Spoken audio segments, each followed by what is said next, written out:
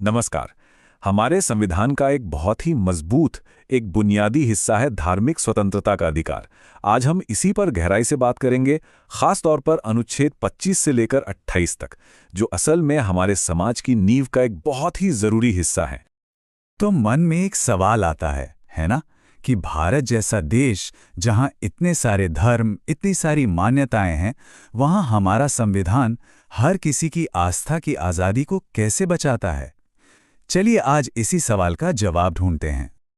अब देखिए, इस पूरे सिस्टम की जो नींव है ना, वो एक शब्द पर टिकी है, धर्मनिरपेक्षता।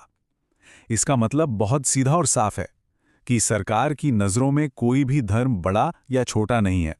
राज्य यानी स्टेट सभी धर्मों से एक बराबर की दूरी बनाकर रखता है, और यही भारत के पूरे नज़रिए का आधार है। तो संविधान इस आज़ादी को कह सकते हैं दो लेवल पर देखता है।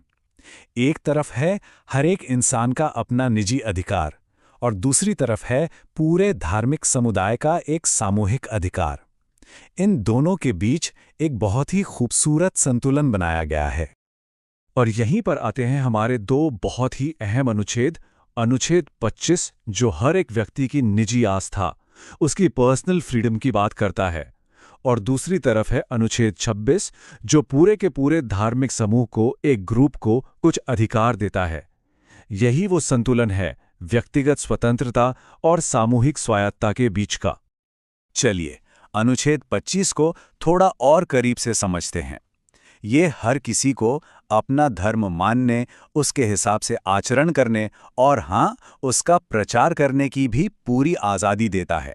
लेकिन, और ये लेकिन बहुत ज़रूरी है, ये आज़ादी बिना किसी शर्त के नहीं है। इसे पब्लिक ऑर्डर, नैतिकता और स्वास्थ्य की सीमाओं में रहना होता है। तो ये तो हुई एक इंसान की बात। अब आते हैं पूरे ग्रुप पर, यानी धार्मिक समुदायों पर। अनुच्छेद 26 उन्हें ये अधिकार देता है कि वो अपने धार्मिक संस्थान बना सकें, अपने धार्मिक मामले खुद मैनेज कर सकें और अपनी प्रॉपर्टी भी रख सकें। एक तरह से ये उन्हें अपनी परंपराओं को जिंदा रखने की स्वायत्तता देता है। अच्छा, तो हमने व्यक्ति और समूह के अधिकारों को तो समझ लिया, पर इस सब में सरकार का क्या रोल है? संविधान ने ये भी बिल्कुल साफ कर दिया है कि सरकार कहाँ तक जा सकती है और कहाँ नहीं, ताकि वो हमेशा न्यूट्रल बनी रहे।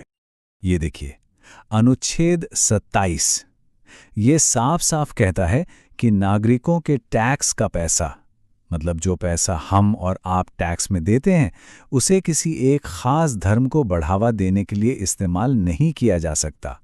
सरकारी खजाना सबके लिए है, किसी एक आस्था के प्रचार के लिए नहीं, 1 रुपया भी नहीं। और स्कूलों कॉलेजों का क्या? वहां धर्म की शिक्षा दी जा सकती है या नहीं? तो देखिए, अनुच्छेद 28 इस मामले को बिल्कुल साफ कर देता है। जो भी संस्थान पूरी तरह सरकारी पैसे पर चलते हैं, वहां कोई धार्मिक शिक्षा नहीं दी जा सकती।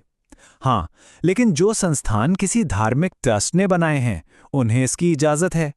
तो सब कुछ इस बात पर निर्भर करता है कि संस्था की फंडिंग कहां से हो रही है और उसे बनाया किसने है। तो जब हम इन चारों आर्टिकल्स 25, 26, 27 और 28 को एक साथ रखकर देखते हैं ना, तो एक पूरी तस्वीर सामने आती है।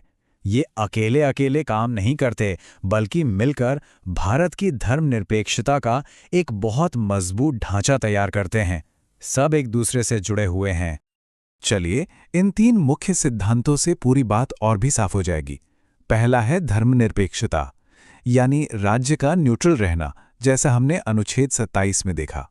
दूसरा है समानता, मतलब कानून की नज़र में सभी धर्म बराबर हैं। ये अनुच्छेद 25 की आत्मा है।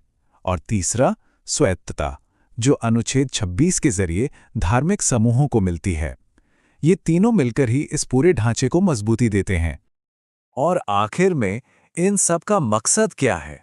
मकसद है एक ऐसा संतुलन बनाना जो एक तरफ हर इंसान की निजी आज़ादी की रक्षा करे और दूसरी तरफ पूरे समाज में शांति और सद्भाव बनाए रखे। और यही संतुलन भारत को धार्मिक सह अस्तित्व की एक इतनी जिंदा मिसाल बनाता है। और यहीं पर आके हम एक बहुत बड़े सवाल पर रुकते हैं कि आज के इस बदलते दौर में व्यक्तिगत आज़ादी किसी समूह के अधिकार और सरकार की निष्पक्षता, इन तीनों के बीच का ये नाजुक बैलेंस कैसे बनाए रखा जाए, यही वो सवाल है जो इन कानूनों को आज भी उतना ही जिंदा और प्रासंगिक बनाता है।